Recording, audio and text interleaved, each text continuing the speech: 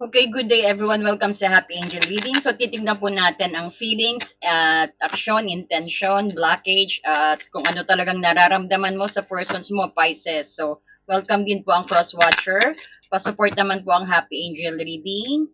Ayan, and pa-share na rin po ang ating video. Ayan, so titignan natin ang Agosto mo, Pisces.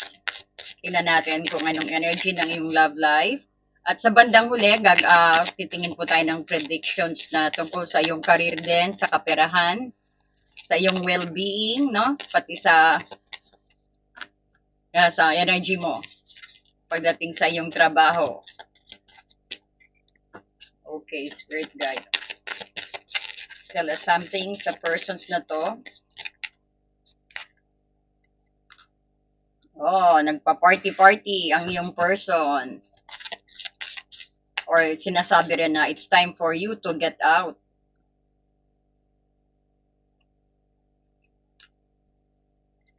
May fear of intimacy.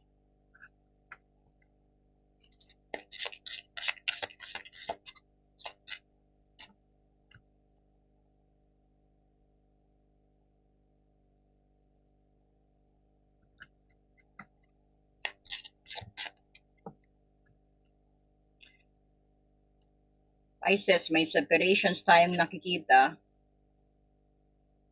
Siguro ang persons na to, it's either na nilayuan mo.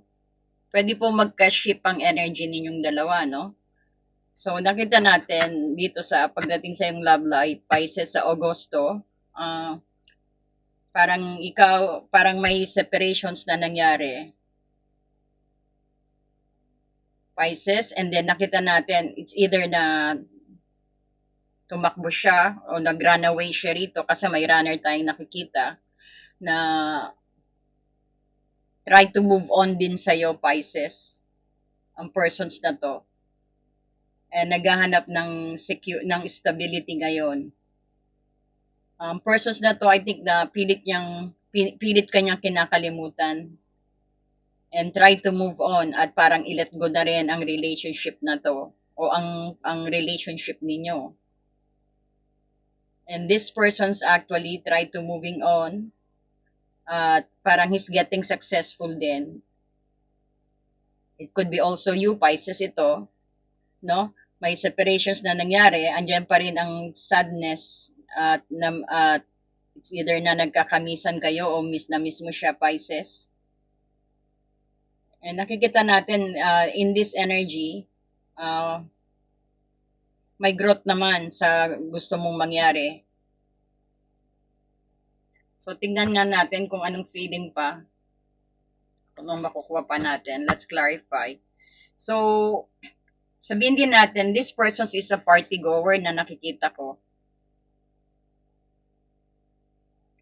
Sabihin din natin, try to forget everything din.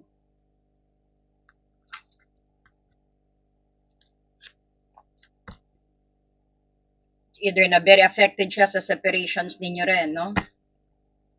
May nakita rin tayo na siguro parang nagka-travel ito ngayon para makalimutan ang sakit. Welcome ka, no? Cross-watcher, LGBT,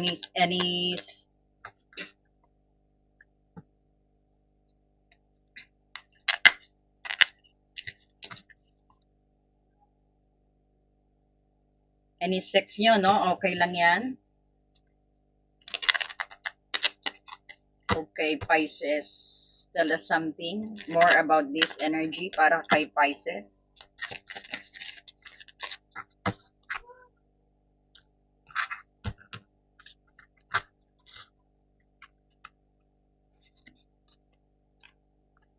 You want, this person's once gusto niyang balance lahat.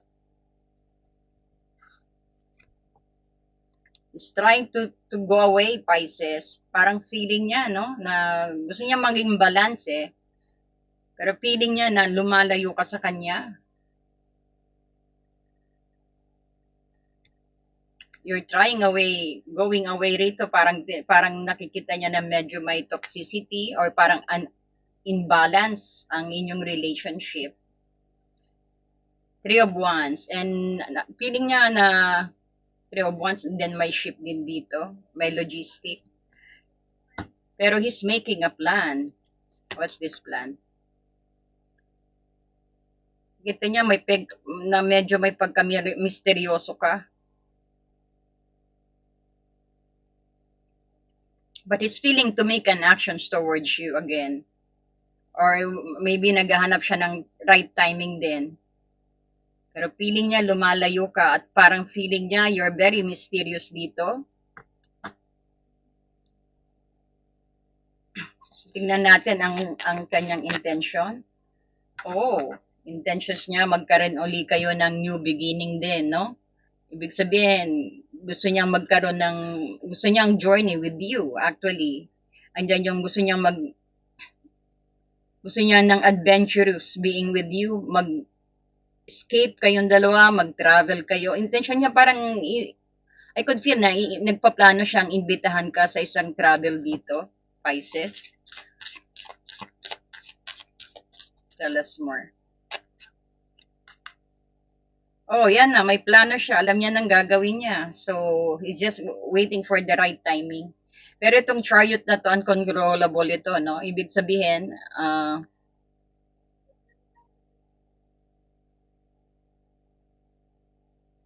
he's moving so fast, actually. It could be either also na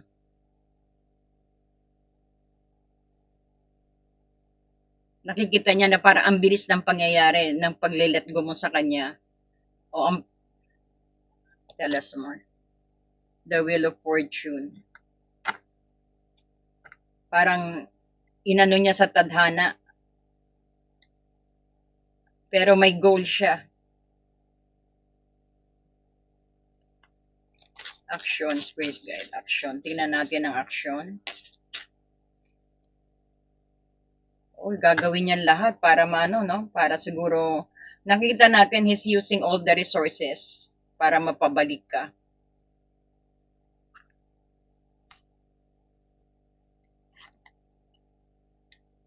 Oh, may new beginning kayo nito. Pinag-iigihan niyang plano sa'yo, ang pag-take ng action sa'yo. Ito yung parang it's planned.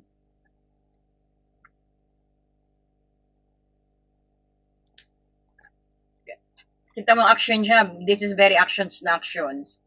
Ang Ace of Wands, this is a new beginning to make an actions with you. Ayan, marami siyang pinagpaplanuhan. Minamaster niya kung paano kanya approachin. Gagamitin niya ang lahat ng resources niya, no?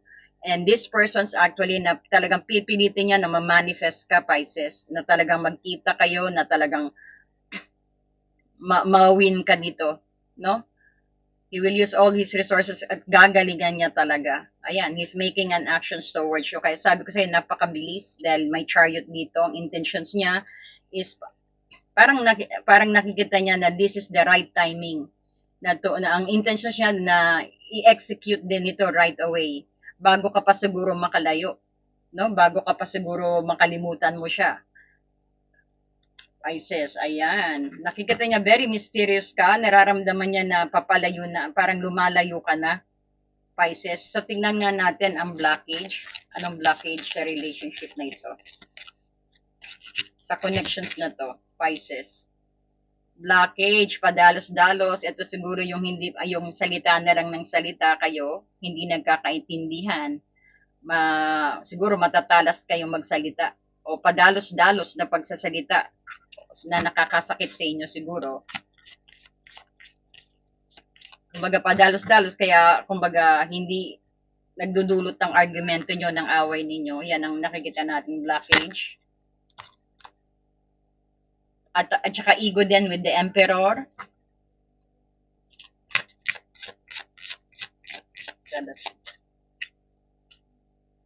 Ayun. Pag ang ego natatapakan, kumbaga, parang i-ignorein na lang. Parang mag-iisnaban na lang kayo. Ito, maaway ito. Malupit kayong mag-away, Pisces, dito. Ego, matataas na ego, kinokontrol nyo, kumbaga, kinokontrol. Na medyo, kumbaga, pag hindi nyo makontrol ang isa't isa, kumbaga, inahayaan nyo na, kinakatulugan nyo na yung away siguro. padalos-dalos na pananalita rin, bigla ang mga desisyon o plano ninyo. Parang some of you na pag sabihin natin hindi nagwagi, ang gagawin is magpapahinga na lang. Pero nakita natin dito, hindi pa rin hilom ang, kumbaga, hindi hilom ang, kumbaga ano ba yun? Uh, tinutulugan yung away siguro, Pisces dito. O sabihin natin, masakit magsalita, tapos after ng pagsasalita ninyo, nagpapataasan din ng pride dito, tapos ignoran, parang ganun ang naging blockage sa inyong relationship, no? Tingnan naman natin ang outcome ninyo, outcome spirit guide.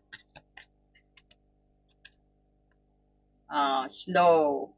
You're doing it slow and calm, pero hindi rin kayo darating din yung hindi nyo pagkatulog-tulog din dito. Yung medyo parehas kayong hindi rin makatulog kasi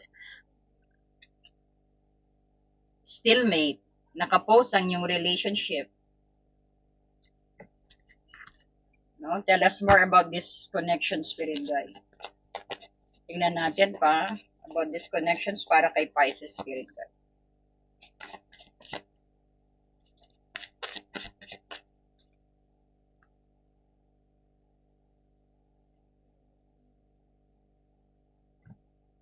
Parang parehas kayong misteryoso actually rito. Parehas din kayong nagsa-silent. At hindi kayo ang outcome, kaya hindi kayo may mga guilt kayo parehas. Kumbaga, yung away ninyo, hinahayaan nyo makatulog pagdating ng out, tapos kayo uli, parang ganon.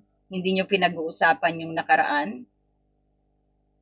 Pero nakatagid pa rin kayo sa nakaraan. It's either parehas kayo. May nakikita ko involved ng kaibigan dito. There's a mystery dito tayong nakikita. So, ang relasyon na to, nakikita ko na medyo may third party energy rin.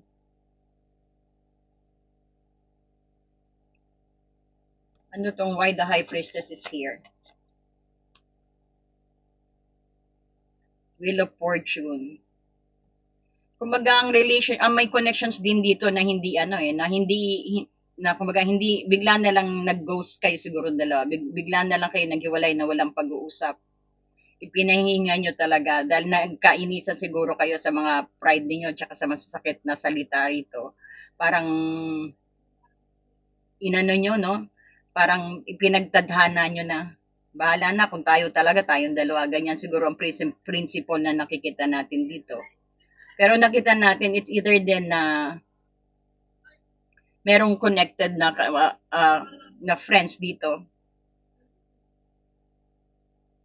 Kung makikita mo, medyo parehas kayong nanahimik. Some of you din naman na mga single pa na mayroon nanliligaw sa inyo na o sabihin natin nag-i-start kayo ngayon sa pagiging makaibigan, sa pagkakaibigan. And then alam nyo, you're aware na parang you are meant to each other. Inaantay nyo lang na unfold it naturally. No? Dalawa na ang wheel of the year mo. Medyo may pagka-mystery ang relationship na to or ang connections na to. Medyo malalim at tahimik na relationship. It's either na maaring third party ka rin dito, no, Pisces. Just take what resonate. It might not resonate to, makita natin there's a friends involved sa relationship na to na nag-cause din ng separations. Maari din selos, no? Kasi pero hindi nyo pinag-uusapan, parehas kayong tahimik. O sabihin natin, meron din nga na single na parang nagkakapaan kayo. Because katahimikan, you're listening to your intuitions din, Pisces, sa relationship na to, na parang kung kayo talaga, parang ganyan ang principle na nakikita ko when it comes sa connections na to. Tell us more in these connections with it. Para kay Pisces.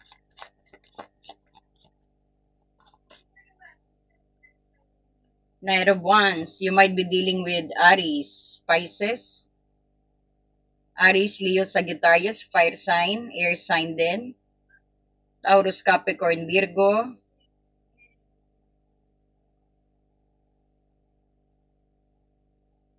Libra, Aquarius, Gemini, lahat ng sign. Sign doesn't matter naman.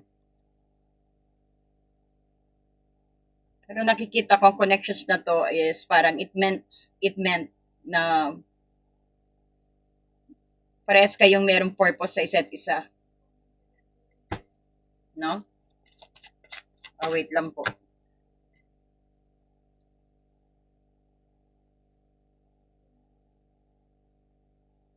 Liwanagin natin, no?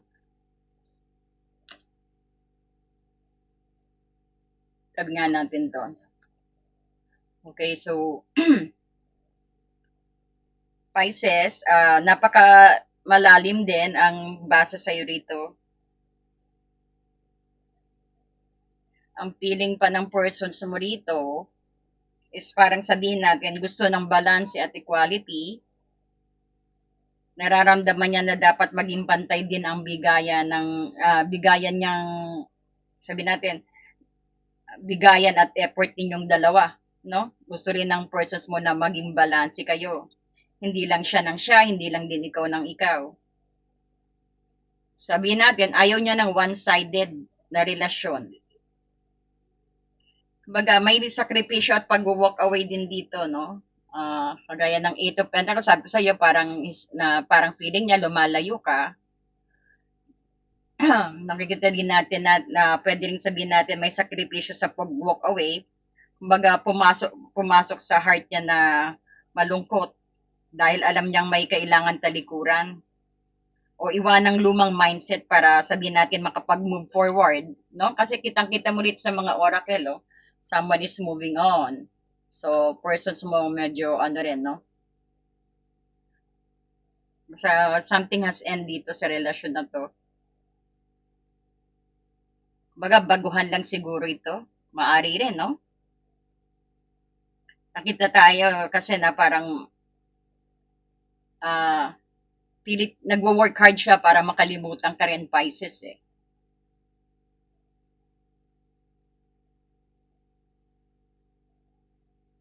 So, tinitignan ka rin niya sa malayo, sa Three of Wands. Inaabangan niya, syempre, kumbaga, inaabangan niya o binabantayan ka niya. Umaasa siyang may magandang pagkakataon din na dumating sa inyong pangdalawa. No? Pwede rin ang basang ito sa mga no contact din. O sa mga bagong nagliligawan din, nakikita ko, I could feel na sa bagong nagliligawan, baka nagkamit kayo sa party, o sabihin natin may nangyari, tapos nag-silence kayong dalawa, kala nyo magkakalayo na kayo, pero may logistic tayong nakikita, no? May pagkilos. Lalo na nakita ko tong Knight of Wands, maaring siguro panandali ang siguro panandali ang relasyon na bigla na lang nanahimik after magkakilala siguro sa party o sa inuman o sa ano. Yan ang napipick up ko rito.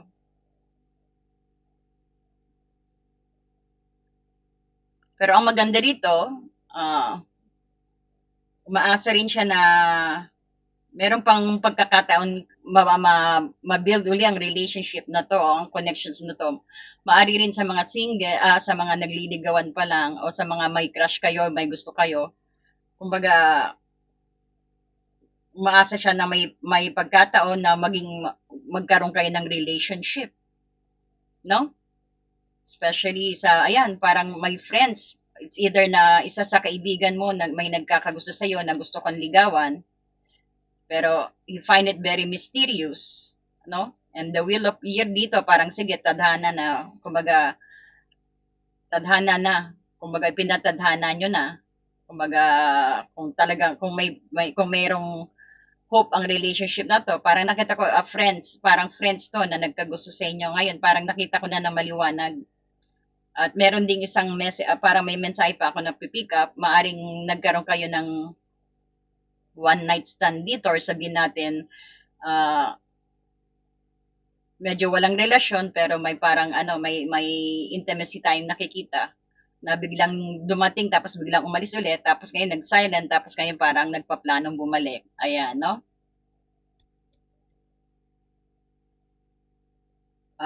Nakikita rin natin, very tahimik because of the high priestess.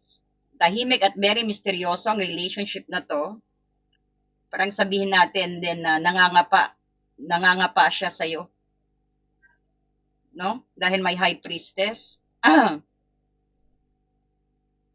Marami siyang iniisip, hindi siya nagsasalita, so kaya akala mo nag-silent siya siguro. Malakas ang intuition niya para sa'yo eh.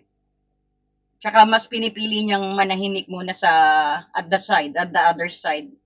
Kasi nga pinag-aaralan kanya rito sa Eight of Pentacles, minamastery niya kung nakikiramdam siya, kung parang sa mga nagliligawan na bago rin ito, sabihin natin, o sa mga nagre-reconnect na bago, no, na Pisces. Pero nakita natin dito, gusto niya ng balance, no? Gusto niya ng balance na relationship. Pisces, parang gusto niya ng balance na relationship na patas. Pero dumaan siya sa phase na kailangan tumalikod. Or sabihin natin, siya rin kailangan niyang tumalikod sa maling gawain or sa mga toxic na iba pang friends o toxic na espasyo o toxic na relationship. No? Kumbaga sabihin natin dito is nag-aantay din siya ng tamang timing sa Three of Wands.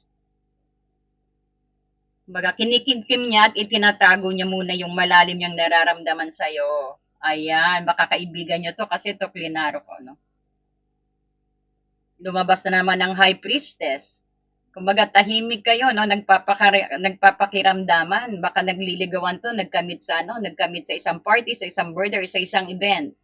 O katrabaho nyo rin ito na nagkagusto sa inyo. So nananahimik siya, parang yung iba naman na parang bahala na, tadhana na kasi ito naman may wheel of fortune. You might be dealing with Pisces din, no? Same sign, same Pisces, Cancer, Scorpio, water sign. Nakikiramdam siya kung baka no? Parang natatakot siyang approachin ka actually. Natatakot siyang approachin ka, baka layuan mo siya. Kaibigan nga ito, I think, na nagkagusto sa'yo, or sabihin natin na it's either na hindi kaibigan, o basta, sabihin natin, malapit sa'yo, nakikiramdam siya, baka layuan mo siya, no? Naghahanap siya ng right timing. Sa mga nag-separate naman o no contact, kumukuha siya ng timing para makapag-reconnect ulit sa'yo, no?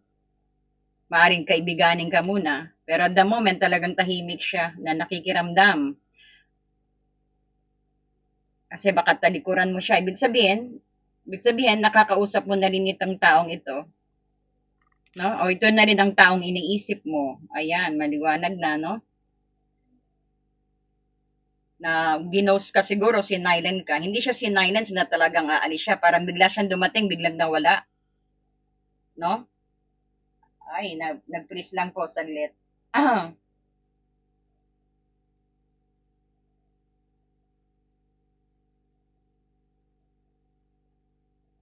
Sometimes po nagpipris na, pasensya na. Pero maliwanag naman po ang boses ko. Ayan, no? So, ayan, panay Wheel of Fortune ka, dalawa na. Plus yung High Priestess pa, dalawa rin ang High Priestess natin. Sabihin din natin, bagong kakilala mo rin siguro to, new person.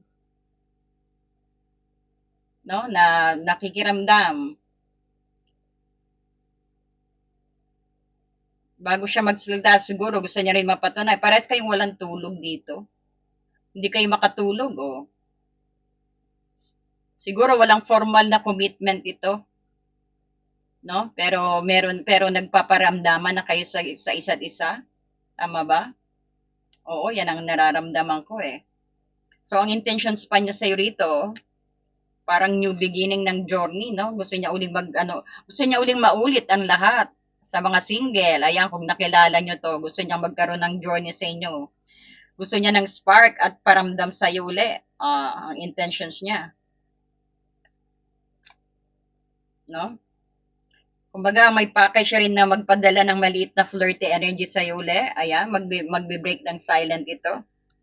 Exciting naman to, Pisces, ha. Kanina parang feeling ko, parang ang tahimik ng love life mo. Pero hindi, oh. Nakikiramdam siya. Just take what resonate po, no? Kumbaga, merong mausisang mensahe para i-test ka rin dito. Tinetest niya ang reactions mo eh. Nagpaparamdam siya sa'yo, Pisces. It's either ikaw din nagpaparamdam sa kanya. Ayan, nagkakapaan. So, gusto niya ng spark sa'yo, maliwanag sa intensyon. So, may matinding drive na humahabol sa kanya ng chariot. Ito yung sabihin natin, hindi lang puro siya salita, no? Talagang gusto niyang magkaroon ng malinaw na direksyon. Kaya kita mo, may actions na dumating, no? Baga, may malinaw siyang pakay sa'yo. Hay, ayan na. Pero ano, nag-iisip siya ng August, mga baguhan to. Nagpapakiramdaman, maaring reconciliations, nagpapakiramdaman, nagbigay na kayo ng ng signal sa isa't isa. Ang ganda naman, Pisces. Kumbaga sabihin natin dito na nagkaroon ng malinaw na direksyon kayong dalawa, seryosong actions din niya para makuha ka ulit, no? Pakiramdam ang blue, wow. Bilisan nyo, hindi tayo bumabata. Kailangan pa ba magpakipot? O gusto niya rin makita, gusto niya rin siguro pa makita talagang kung talagang actions ito. Pero kumbaga ipinaubaya rin niya sa tadhana dahil may wheel of fortune eh. No, kumbaga naniniwala siya na yung ugnayan ninyo, yung ibig sabihin na may patutunguhan na parang naniniwala din siya na nakatadhana talaga kayo or meant kayo sa isa't isa. Tsaka nararamdaman niya na oras na rin na para umikot din ang kapalaran ng napabor sa inyong dalawa. No? He trusts that na ina-align kayo, he trusts na kung talaga kayo, parang ganon, no? Pero may tiwala siya, ang lakas ng tiwala niya. Sa sobrang solid ang gusto niya sa dito, gusto niya mag-reach out, no? Buong lakas niyang, kumbaga buong lakas siyang humahabol na may drive dito, no? Patungo sa chariot kasi, no? Ayan, may chariot. Dahil pakiramdam niya oras na rin para sa panibagong swerte ng ikot ng tadhana para sa inyo. Parang sabi natin tadhana na, no? Pero nararamdaman niya oras na kumilos. Oras niya na talagang pag-igihan, no? Oras niya na talagang kumilos na rin. O sabi natin matagal kayong nagkakapaan nito. Pero nakita mo kanyang actions, talagang gagawa ng paraan para mag-manifest dahil sa magicians uli. Gagamitin niyang lahat ng charm niya, mga diskarte niya rito at skill niya para gumawa ng breakthrough sa inyong dalawa. So nakita mo may bagong fashions ang fire sign, no? May bagong passions, action siya na may bagong sigla at parang napakainit, very passionate. Magpapadala siya ng bagong offer sa iyo, no? O kakausapin ka ng matinding attractions at panibagong spark dito, kagaya ng Page of Wands, baka invitein ka nito uli. Talagang mag-ano siya, haharap sa ano mo to, haharap sa mukha, kumaga talagang magpapakita sa ito right away. Dahil sa chariot din. Ko-contact to right away. Tuloy-tuloy ang effort niya dahil, bakit? Kasi tuloy-tuloy ng effort niya dahil alam niya it's about time na dapat magkaroon na kayo eh. Kumbaga, nasa phase kayo ng kapaan siguro mga last month. At itong August na nakita natin, no? Mag-e-effort siya sa'yo, ipopurso ka niya. Oras na raw para trabahuin ang inyong relationship dito sa Eight of Pentacles. Na mayroong sigla at new passions, gagamitin niya yung kung ano-ano mang hocus-pocus niya dyan. Baka nanonood din ng tarot to, no? Nakikiramdam siya. So, kumbaga, nagpapakita ng gilas siya, no? Magpapadala ng mga pagkaka-passionate na sabihin natin paanyaya o okasyon din sa'yo, imbitahin ka rin nito. O patutunayan niya na sa pamamagitan ng tuloy-tuloy na effort, no? Sabihin na natin to. And then sa ang blockage naman, ang problema, ito yung sabihin natin, may mga impulsive speech tayong nakikita din, no? So kanina, iba rin ang meaning, iba rin yung ipabang mensahe na nakukuha ko rito. Ito rin yung pagsasalungat ng impulsive speech. At ang emperor, matigas na ego. At ang pinakabarikada ninyo rito, pinaka-blockage ninyo rito ay yung mga mabilis pero nakakasakit na salita, no? Baka yung biruan ninyo is mapunta sa ano, no? Sa pananahimik na hindi na maayos ang problema. Yan din ang maaari ninyong maging blockage sa Augusto. Parang sabihin natin, andyan dyan yung mga nakakasakit na salita kapag nagkakagulo. Pati na rin yung matitigas na ulo at pride na ayaw magbaba ng pride o ayaw magpatalo, no? So, sabihin din natin, takot o ayaw makipag-usap muna rin. So, ang kawalan ng tamang communications din dito dahil sa pagsa-silent treatment, dahil dito nakita natin sa Four of Swords, so kitang-kita. Ang kawalan ng tamang communications dahil sa pagsa-silent treatment nyo, o pag-iiwas kapag naging sobrang tensyonado na kayo, no? Kagaya ng sinabi ko rin. So, ang outcome ng inyong relationship, andito ang patience, no? Ang emotional healing din. So, kakailanganin ng tamang timpla ang inyong relationship. Dahan-dahang iproseso ito, i-process. At ito rin sabihin natin, be patient talaga, matinding pasensya para maibalik ang balanse ng inyong relationship o ng inyong connection. Or sabihin din natin, ito yung overthinking sa gabi, ang outcome ng inyong Agosto. At dyan yung may pag-aalala. Magkakaroon pa rin ng mga gabi na may stress o panay overthinking kayo, hindi makatulog. Tungkol din sa nakaaraan o sa hinaharap o kung paano kayo approach talaga, no? So, ang Two of Swords dito, ito yung naiipit sa indecisions, sa parang stalemate, no? Sa huli, bago tuluyang maging maayos ang lahat, kumbaga magkakaroon din ng punto ng mga may pagdududa pa rin o pag-aalinlangan kung itutuloy ba o i-hold muna, kagaya ng sinasabi natin, no? Pero kaya alam niya na dapat nang umaksyon. It's making a timing dito, nagpaplano na ito. So, ang diskarte ni Magicians dito no? Ito yung diskarte ni Magicians versus ang utak ni Overthinking sa Nine of Swords, no? Itong dalawa. Kung gagawin nating comedy ang drama mo, no? Kumbaga, ang reading mo rito, ang persons mo, sa labas parang quiet at very mysterious. Pero deep inside, no? Nire-ready na niya ang kanyang magician costume dito. No? Gusto niyang pumasok ng mabilis na parang kumbaga sabihin natin, gusto niyang pumasok ng right away na napakabilis, parang naka sports car dahil nga sa chariot din. No? Chariot. Habang naghahagi siya ng usok ng sparkle ng Ace of Wands. Ayan, ang Ace of Wands natin, no? Ang peg niya, no? Watch me make a miracle. Parang ganyan ang sinasabi ng magicians at saka ng Ace of Wands.